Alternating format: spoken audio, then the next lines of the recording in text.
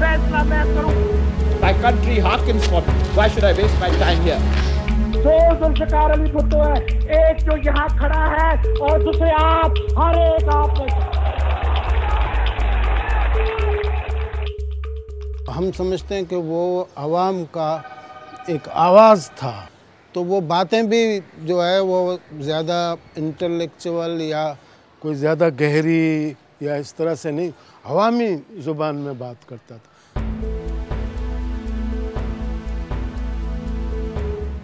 मिसाल उसने हम लोगों को कहा कि यार हमें तो आप जो है ना एक बाकायदा बना के दो कि भाई लियारी का मसला क्या है, क्योंकि आप लोग हैं, हम किसी को नहीं कहेंगे, आपको कहते हैं, आप लोग करें। तो जब वो यहाँ पर आता था तो वो बाकायदा लोगों के नब्ज़ पे हाथ रखता था, जैसे एक हकीम होता है ना कि आपकी बीमारी, तो वो मसले पर बात करता था। He came to relate to the crowd. It was a very turbulent, restless crowd, and he had to ensure that he was able to command their attention, but also when that kind of interaction takes place between a powerful speaker and a crowd, the crowd begins to energize the speaker. Zulfikar Ali Bhutto एक नहीं है, दो जुल्फिकार अली भुट्टो है, and in a way guide the speaker as much as the speaker expresses what the crowd wants and leads the crowd also towards the direction of his thought and his vision. जो आपकी तकलीफ है वो मेरी है, क्योंकि मैंने कहा कि मैं दो हूँ, मैं एक नहीं हूँ, एक इस जिस्म में, इस खून में, इस बुत में खड़ा हूँ। मतलब उसके तकरीर तो था ही जो है वो क्लास बेसिस पे था ना, कि भाई वो जो बड़े क्लास के लोग थे, हालांकि वो ख़ुद भी जागीरदार था, लेकिन जो है वो फ्यूडल्स के ख़िलाफ़ और इंडस्ट्रियलिस्ट के ख़िलाफ़ और जो है आम लोगों की हमायत में वो बात करता था। तो उसमें जो उसका लहजा था और जो उसका बॉडी लैंग्वेज था, तो जिस तरह से वो हिलता था, आगे आता था, बाज़ जगह वो अपनी कमीज़ फाड़ देता था गुस्से में, उसमें जो है उसने इन लोगों का दिल जीत लिया था। Mr. Bhutto had that capacity to take the energy from the crowd and then add something very distinct and particular about himself, a high, thin-pitched voice which he had and which was not the ideal voice.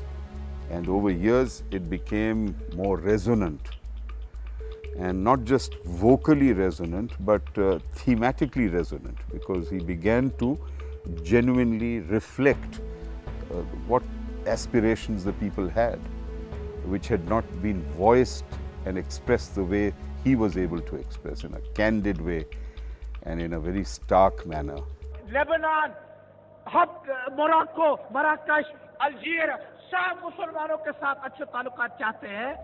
Obviously, you don't look just at what the speaker is saying or how he's speaking. One also registers, especially we as journalists, we also register what impact the speech is having on the audience, how the audience is responding, and I think I'd give him full marks, because he managed to sway the audience and he knew where to say what and what words to put in and how to, even if his weakness was there, he still managed to cover it up. He knew up to where to take the pitch of an argument or a discussion with the crowd. I mean, a discussion is perhaps not the right word, because the crowd is not able to speak back to him or to the speaker, but it expresses itself in applause, and that applause can be a terrible narcotic, because if the crowd keeps applauding the speaker thinks that whatever he's saying has to be the right thing. So if he says something even more intense than what he said a minute ago, he'll get even more applause.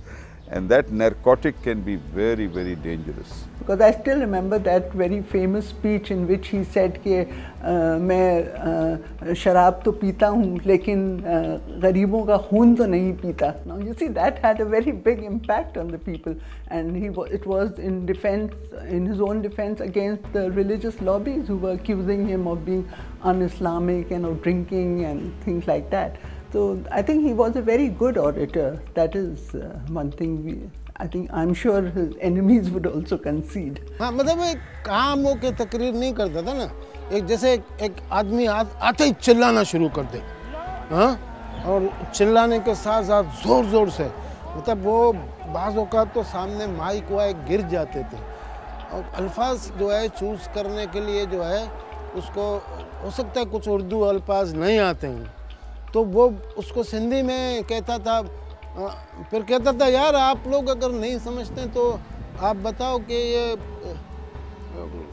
गुल्लन जी टोकरी को क्या बोलते हैं, मतलब ये फूलें के गमले को क्या बोलते हैं ना, तो उसको गमला लफ्ज़ नहीं आता था तो पब्लिक को पूछता था तो पब्लिक उसको कहता गमला, अच्छा, तो वो उनको ऐसे इन्वॉल्व करता था।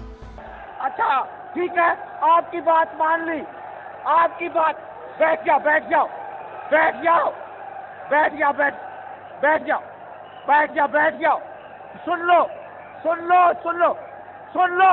हर आदमी को जैसे ऊपर खड़ा है वो देख रहा हो सारे मजमे को, तो हर आदमी को वो अपने तरफ मतवजा करने के लिए मुख्तलिफ क्वेश्चन करता था, लोगों को हाथ उठवाता था, खड़ा करता था उनको कि खड़े हो जाओ बैठ जाओ, तो वो पूरा कंट्रोल करता था।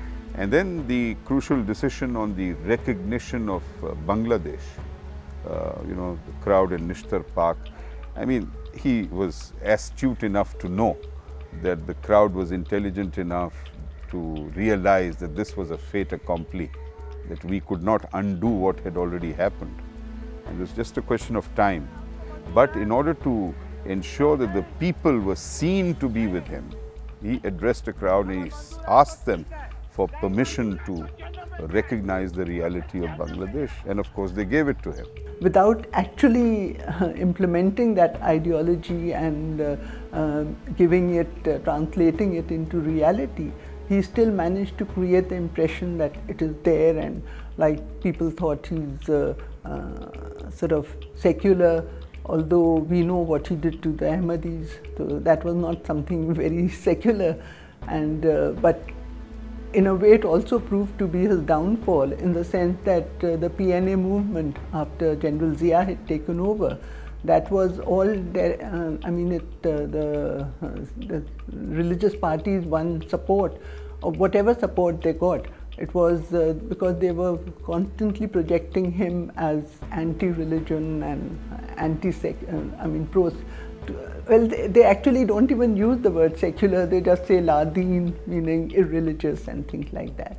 So, which just shows that these contradictions show how he managed to do something and say something else.